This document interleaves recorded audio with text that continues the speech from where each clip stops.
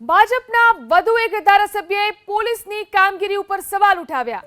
નાંદોદના ધારાસભ્ય ડોક્ટર દર્શના દેશમુખે મુખ્યમંત્રીને પત્ર લખી મજૂરી માટે આવતા બાઇક સવારોને પોલીસ હેરાન કરતી હોવાનો આરોપ લગાવ્યો। એસઓયુમાં નાના ગામની અંદર દિવસના 500 રૂપિયાની મજૂરી માટે આવતા બાઇક સવારો પાસેથી પોલીસ 2 થી 3000 રૂપિયાનો દંડ વસૂલી હેરાન કરતા હોવાનો આરોપ લગાવ્યો છે।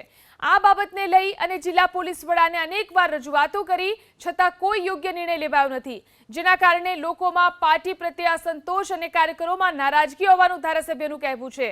સાથે જ નર્મદા નદીના કાંઠા વિસ્તારમાં બોટિંગનો વ્યવસાય કરતા 300 જેટલા પરિવારોને બોટિંગનું લાયસન્સ ન મળતા છેલ્લા 6 માસથી રોજગાર વિના તેઓ રહી રહ્યા છે। ગરુડેશ્વર વિયર ડેમ બનવાથી 200 એકર જમીન ડુબાણમાં જવાથી ખેડૂતોને આજ દિન સુધી વળતર મળ્યું નથી તેવો પણ આરોપ ધારાસભ્યએ લગાવ્યો છે।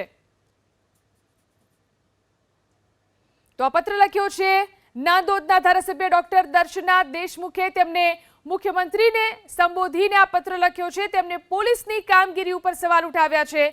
મજૂરી માટે જે બાઇક સવારો આવે છે તેમને પોલીસ હેરાન કરતી હોવાનો આરોપ આ પત્રની અંદર કરવામાં આવ્યો છે। 500 રૂપિયાની મજૂરી માટે બાઇક સવારો આવે છે અને તેમની પાસેથી 3000 જેટલો દંડ પોલીસ વસૂલતી હોય છે તેવો આરોપ પત્રની અંદર કરવામાં આવ્યો છે।